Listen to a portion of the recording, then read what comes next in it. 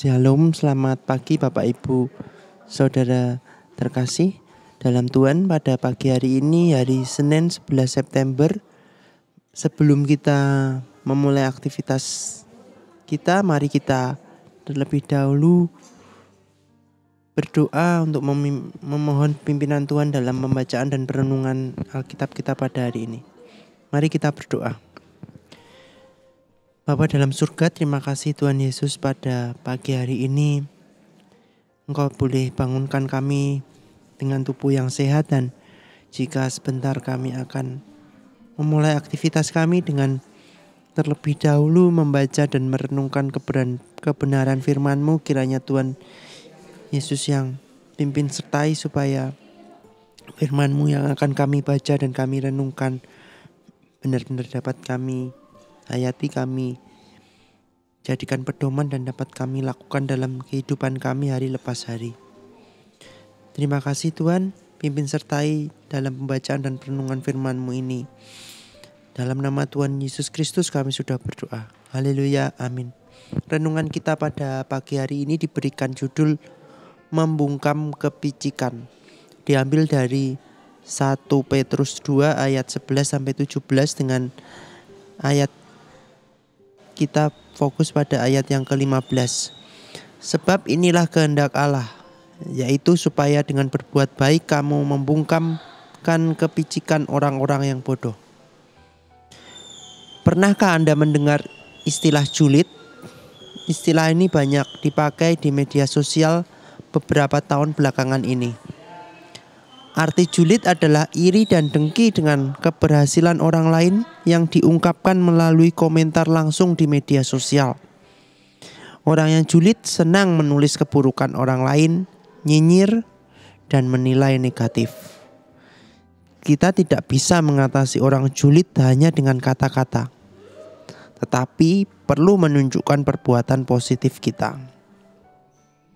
Surat 1 Petrus berisi pesan kepada orang-orang Kristen yang berada di perantauan. Mereka berhadapan dengan bangsa-bangsa bukan Yahudi yang tidak mengenal tradisi mereka, apalagi kekristenan. Hal ini memberi tantangan tersendiri. Fitnahan dan pikiran yang picik datang kepada mereka dari orang-orang yang bodoh yang tidak kenal mereka. Menghadapi hal itu, surat Petrus menasihati mereka untuk memiliki cara hidup yang baik, hormat kepada semua orang, dan takut kepada Allah. Perbuatan baik mereka akan membungkamkan penilaian negatif dari orang-orang di sekitar mereka.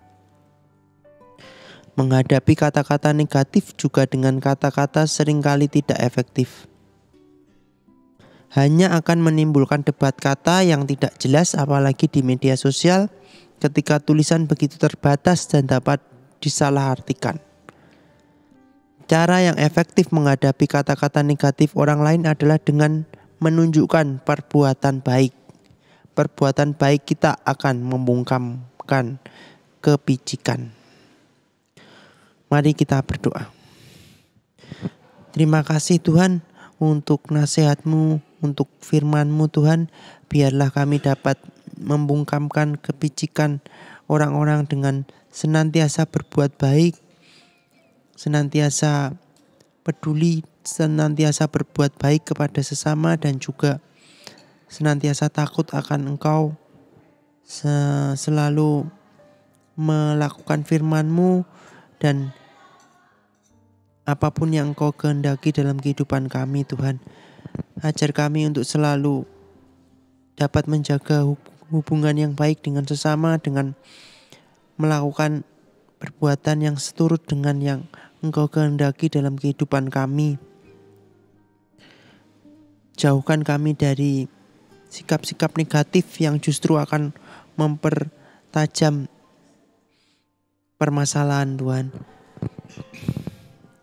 Terima kasih Tuhan, biarlah kami hari lepas hari semakin dapat berhikmat, dan semakin hari dapat semakin bijaksana dalam mengatasi setiap apapun komentar-komentar negatif yang datang Tuhan. Dan jika sebentar kami akan melakukan aktivitas kami. Kiranya Tuhan Yesus yang sertai, berkati supaya kami dapat beraktivitas, melakukan aktivitas kami, bekerja, dan apapun yang akan kami lakukan Tuhan, jauhkan dari segala macam yang jahat. Lindungi sertai kami dengan kuat kuasa-Mu. Terima kasih Tuhan Yesus, hanya di dalam nama Tuhan kami Yesus Kristus kami sudah berdoa. Haleluya, amin.